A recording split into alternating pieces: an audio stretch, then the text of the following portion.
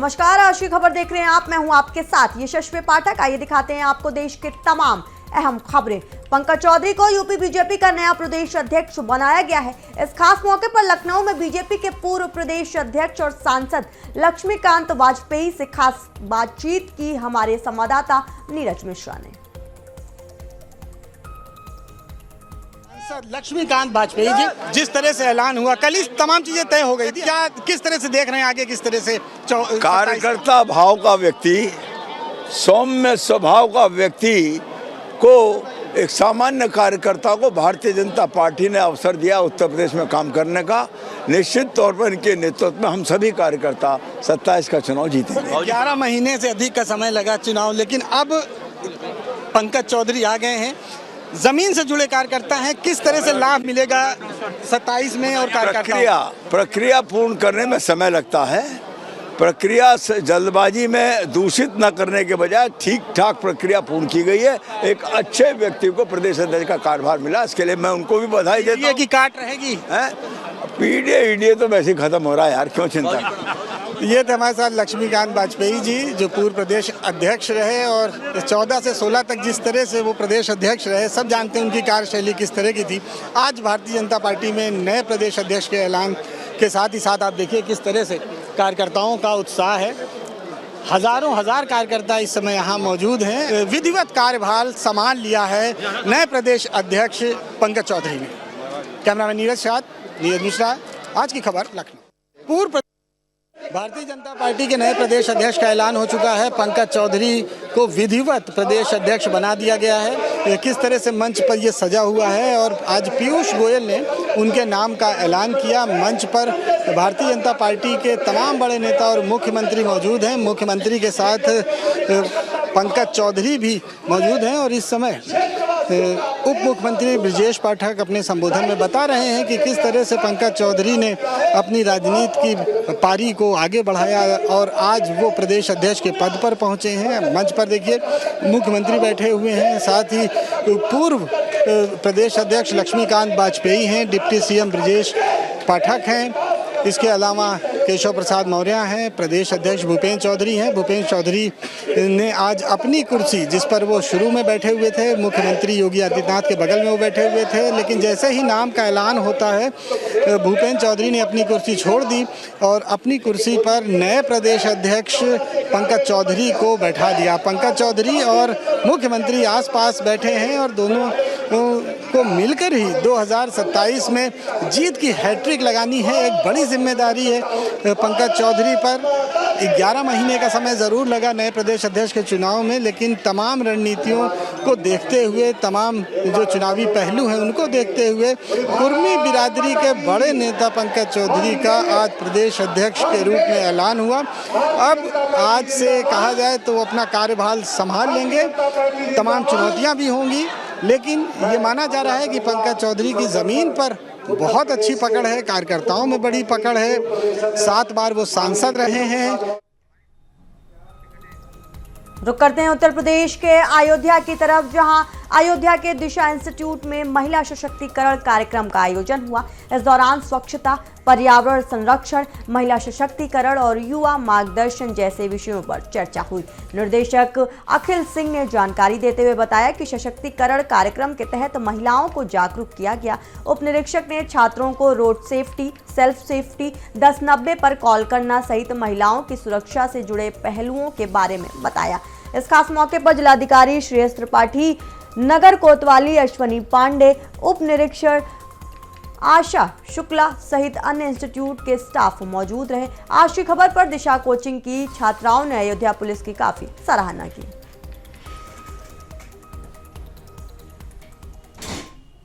बहुत अच्छी बात है। कुछ चीजें मैं भी आप लोगों को सबसे पहले तो पुलिस नंबरों के बारे में जानकारी कर देते हैं, जो आप लोगों को जानना बहुत ही जरूरी है। जैसे कि हमारा 1090 मालूम है सब। अगर हम महिलाओं को या लड़कियों को कोई भी प्रॉब्लम होती है तो हम लोग जब 1090 पे कॉल करेंगे तो वहां से भी एक महिला पुलिस अधिकारी ही फोन उठाएगी, कोई पुरुष नहीं उठाएगा, महिला ही उठाएगी और आपकी सारी समस्याओं को सुनेगी, आपकी मदद करेगी, आपकी पहचान और नाम को गोपनीय रखा जाएगा। और सभी घर में सभी गार्जियन अपने व्यक्तिगत चीज़ों में कटौती करके आपको यहाँ भेजते हैं पढ़ने के लिए। आप अपने उद्देश्य से भटकिए मत, अपने अधिकारियों के प्रति जागरूक रहिए। और दूसरी बात, एक लाइन है जो अक्सर मैं सोचता रहता हूँ कि एक छोटा सा गीत आपने सुना होगा, मन में है विश्वास हम होंगे कामयाब। तो बिल्कुल होंगे। हमने ये महसूस किया,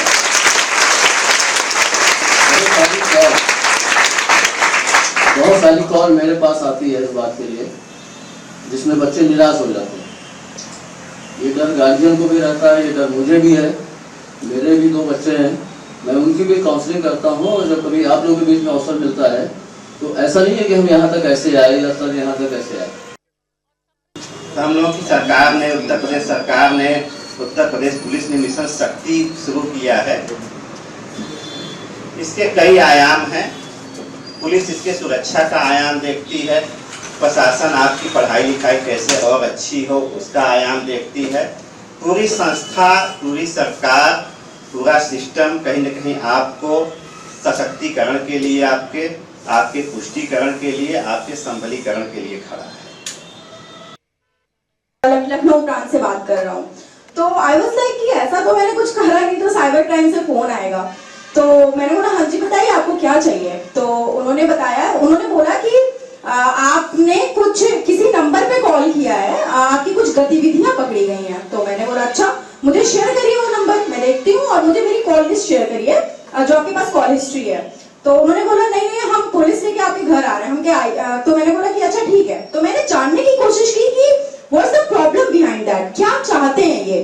तो मैंने कहा कि चलिए बताइए रफा दफा कैसे करना है। बोलते नहीं है लोग कि डर जाते हैं जब, मैं डरी नहीं थी, बस मैं जानना चाहती थी उनका पर्सपेक्टिव क्या, उनका दिमाग कहाँ है। तो बोलते 10-15 लाख में काम हो जाएगा। मैंने बोला ठीक है। देन मैं काफी चीजें मतलब मुझे समझ नहीं आया था एक्चुअली, ऐसा कोई काम भी नहीं था तो मैं डरती। तो मैंने कहा कि उन्होंने बोला आपके नाम पे FIR है। मैंने कहा FIR की कॉपी भेजिए, क्योंकि as you know you are the student और आपको पता होगा कि अगर आपके ऊपर FIR होता है तो उसकी कॉपी आपका पाना आपका फंडामेंटल राइट्स होता है।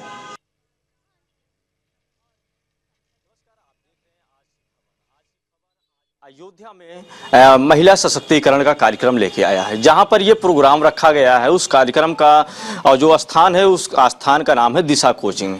दिशा कोचिंग में हमारे साथ ऐसे बच्चे हैं जो आपको और आपके साथ जो भी वरिष्ठ अधिकारी हैं उनसे भी वार्तालाप करेंगे बिना डरे और बिल्कुल आज की खबर पर। तो हम चलते हैं आज की खबर को लेकर के दिशा कोचिंग के इंस्टीट्यूट में कि जो भी बच्चे हैं उनसे भी बात करेंगे कि आखिरकार अयोध्या पुलिस आपके लिए किस तरीके से आपके साथ है, आपके साथ किस तरीके से बर्ताव कर रही है अयोध्या पुलिस। तो हम जानने भी की कोशिश करेंगे। ऐसे में हमारे साथ अयोध्या के सीओ सिटी साहब श्री त्रिपाठी जी मौजूद हैं। सर, किस प्रकार से आप जो महिलाएं हैं उनके ऊपर सशक्तिकरण का किस तरीके से योजनाएं हैं और कैसी चल रही हैं अयोध्या में? धन्यवाद। देखिए, उत्तर प्रदेश सरकार और उत्तर प्रदेश पुलिस मिशन शक्ति का इस समय 5वां चरण चला रही है। प्रत्येक थाने में, हमारे अयोध्या जनपद के जितने थाने हैं वहाँ हमारे वरिष्ठ पुलिस अधीक्षक जी के निर्देशन में मिशन शक्ति केंद्रों की स्थापना की गई है और उसमें हम लोगों ने काफ़ी अच्छी लॉजिस्टिक भी रखी है।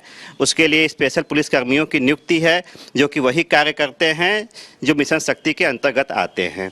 यदि कोई महिला अपनी कोई समस्या बताती है, चाहे छात्रा हो, चाहे विवाहित महिला हो, चाहे कोई विवाह का डिस्प्यूट हो या कोई और समस्या, तो हम लोग ये प्रयास करते हैं कि 24 घंटे के अंदर चाहे काउंसलिंग से, चाहे मुकदमा लिख करके, चाहे दबाव बना करके, बातचीत करके उसका निस्तारण हो जाए।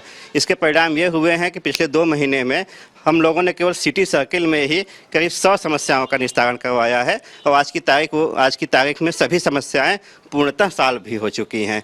हम लोग का पूरा प्रयास रहता है कि महिलाओं की समस्याओं को सर्वोच्च प्राथमिकता के आधार पर निस्तारण करें। इसमें सबसे ज़्यादा केसेस किस में देखे जाते हैं? देखिए, जो वर्तमान में केसेज आते हैं वो तो अब यू टीजिंग की समस्या तो मुझे लगता है पूर्णतः ख़त्म हो गई है। तो थोड़ी बहुत समस्या आती है वो मेनली वैवाहिक जीवन की समस्याओं की आती है, जिसका निदान हम लोग मिल बैठ के करवाते हैं, चाहे सुलह केंद्रों से करवाते हैं, चाहे आपस में, नहीं तो फिर हम लोग मुकदमा लिख करके उसमें विधिक कार्रवाई करते हैं। बिल्कुल इस तरीके से देखिए अयोध्या की पुलिस किस तरीके से सदैव तत्पर रहती है। ऐसे में हमारे साथ देखिए कितने सारे बच्चे हैं और हम इनसे भी बात करने की भी कोशिश करते हैं कि आखिर आप लोग को किस तरीके से अयोध्या की पुलिस यानी उत्तर प्रदेश की पुलिस किस तरीके से आपके साथ में, हम बात भी करने की कोशिश करते हैं बच्चों से कि आखिर क्या यहाँ पे चल रहा है। देखिए, क्या नाम है भाई आपका? मेरा नाम राजनंदिनी है। अच्छा, अगर हम पुलिस की बात करें या आप रोड पे चल रही हैं, पहले क्या था, अब की समय की बात करें तो कैसे प्रशासन अलर्ट दिख रही है? सर, पहले ये था कि जो लड़कियां थीं वो मात्र भर का ये शिक्षित हो जाती थी या बहुत कम संख्या में वो शिक्षित मिलती थी, जैसा कि सर ने बताया अभी बहुत कम ही शिक्षित मिलती थी। लेकिन आज का जो दौर है, जो पुलिस प्रशासन, वो प्रशासन में भी और पुलिस की एक बड़ी संख्या में लड़कियां भर्ती हो रही हैं, तो सबसे बड़ा बदलाव तो यही देखने को मिल रहा है। और भी कुछ बदलाव? जी, पहले लड़कियां शिक्षित बहुत कम ही होती थी, जैसा भी अभी मैंने पहले भी कहा, लेकिन वो मतलब नियुक्ति उनकी कई पदों पे मतलब नहीं हो पाती थी उतना। लेकिन आज ये देखा जा रहा है, चाहे वो गवर्नमेंट सेक्टर हो चाहे वो प्राइवेट सेक्टर हो, लड़कियां जो है एक व्यापक रूप से भागीदारी ले रही हैं। तो ये भी एक बहुत बड़ा फैक्टर है इस बात का, महिला सशक्तिकरण का। ये जो मिशन चलाए जा रहे हैं कि कहाँ तक सफल है? सर, कोई भी मिशन जब चलाया जाता है तो उसका जो चरण होता है, एक पहला चरण, दूसरा चरण, तो वो भी लगभग सफल होते होते तो ये जो मिशन शक्ति है, इसका ये जो 5वां चरण है, तो उस अकॉर्डिंग ये जो है सफल नज़र आ रहा है। बिल्कुल। देखिए, और भी बच्चों से हम बात भी करने की कोशिश करते हैं। जिस प्रकार से आज की खबर लेके आया है दिशा कोचिंग में, बच्चों से सवाल जवाब करने की कोशिश भी हम करते हैं। क्या नाम है आपका? काव्या मालविया। अच्छा, क्या लगता है कि अयोध्या पुलिस आपके साथ है? जी बिल्कुल है। जिस तरह से हम देख रहे हैं कि मतलब अयोध्या में बेसिकली हम देख पा रहे हैं कि मतलब विमेन बहुत ही फ्रीली मूव कर रही हैं, कहीं भी आ रही हैं, जा रही हैं। कितने लोगों को प्राइवेट सेक्टर में अगर हम देखें तो बॉयज़ की इक्वली काम मिल रहा है उन्हें, गवर्नमेंट में तो मिलता है, लेकिन प्राइवेट में अगर विमेन का हम देख रहे हैं तो नंबर बहुत बढ़ता जा रहा है। तो इससे हमें दिख रहा है कि बॉयज़ की इक्वालिटी उनके साथ दिख रही है और उनकी जागरूकता दिख रही है कि हाँ, हमें जो भी करना है आगे बढ़ के करना है। और पुलिस का तो खैर सपोर्ट है ही, जिस वजह से मतलब फ्रीली आना जाना, पढ़ना लिखना, ये सारी चीज़ें पॉसिबल हो पा रही हैं। तो ऐसे में बात करें हम बच्चों से, सारे बच्चे से एक बार पूछना चाहेंगे, ये कार्यक्रम आपको कैसा लगा? बहुत अच्छा। इस कार्यक्रम से अगर हम किसी बच्चे से जानकारी लें, क्या क्या समझाया गया, कैसे लग रहा है इस कार्यक्रम को? सर, फर्स्टली बहुत अच्छा है कि हमें इस बात से अवेयर कराया गया कि हमारे राइट्स क्या क्या हैं और हम क्या एक्शन ले सकते हैं अगर हमें कोई प्रॉब्लम हो तो, और किससे शेयर करें और किससे अपना सॉल्यूशन मांगे, इसकी बात की जानकारी हमें मिली है यहाँ पे। सभी लोगों से पूछेंगे, क्या आप लोग अब डरेंगे? नहीं। क्या बताया गया, जो आपको बताया गया समझ में आया? अच्छा, कुछ आप बताओ क्या बताया गया है और कैसे हमको समझ में आया? जैसा कि हमको बताया गया कि अगर हम कहीं भी जा रहे हैं, कुछ कर रहे हैं, हमें कोई भी दिक्कत होती है तो हम सबसे पहले 1090 पे फ़ोन मिलाएंगे, हम अपनी सारी समस्याओं को बताएंगे, हमारे नाम को गोपनीय रखा जाएगा और हम जैसे भी चाहेंगे हमको जो भी हेल्प दी जाएगी वो सब अच्छी रहेगी। हमको कोई भी दिक्कत नहीं, हम चाहे जितनी टाइम में चाहे जहाँ जाएँ, चाहे जैसे आए, हम फ्री होके जा सकते हैं, आ सकते हैं। तो हमें यही सब बताया गया। जो भी कुछ बताया गया, क्या लगा आपको? जो भी कुछ बताया गया महिला सशक्तिकरण के बारे में हम लोग के कार्यक्रम में, तो हमें पहली बात तो हेल्पलाइन नंबर्स के बारे में बताया गया और मैम ने बताया कि हमें फिजिकली मेंटली ही नहीं, फिजिकली भी स्ट्रांग होना चाहिए ताकि हम लड़कों के साथ कॉम्पिटिट कर सके, कोई भी हमारे साथ कोई भी छेड़खानी ना कर सके। पहली बात तो उसके दिमाग में ये आना नहीं चाहिए कि हम मेंटली वीक हैं। अगर हम मेंटली वीक रहेंगे तो हम फिजिकली भी उसके सामने कुछ कर नहीं पाएंगे, डर जाएंगे। और हमें ऐसे मतलब कुछ मूव्स भी आना चाहिए कि अगर वो हरकत करे कुछ तो हम लोग अपना एफर्ट दिखाएं कि वो आगे कुछ बढ़ ना पाए उससे आगे। और हेल्पलाइन नंबर्स बताया गया कि कोई भी प्रॉब्लम हो तो तुरंत हमें हेल्पलाइन नंबर पे कॉल कर सकते हैं आराम से। तो यही सब चीज़ें मैम ने हम लोग को बताई हैं। बिल्कुल। अब यार क्या आप डरेंगी? बिल्कुल नहीं, जैसे मैम ने बताया कि फिजिकली तो स्ट्रांग होना ही चाहिए, मेंटली भी होना चाहिए। तो अगर कोई भी हरकत मेरे साथ भी कोई करने की कोशिश करेगा तो पहली बात तो कॉल तो कर सकते हैं, मैं अपने घर पे भी बताऊंगी, स्पेशली अपने पेरेंट्स को बताऊंगी और फिर पेरेंट्स जो हैं वो जो बताएंगे फिर हम लोग उसके अकॉर्डिंग फिर काम करेंगे। और अगर कोशिश हुई कि जैसे थाने पे जाना पड़ा तो ये सब भी हम लोग करेंगे ज़रूर। बिल्कुल। ये भी जान लेते हैं कि जो महिला सशक्तिकरण का जो योजना चलाई गई सरकार की तरफ से, आखिर कहाँ तक सही है या सही है मिशन या नहीं सही है? क्या नाम है आपका?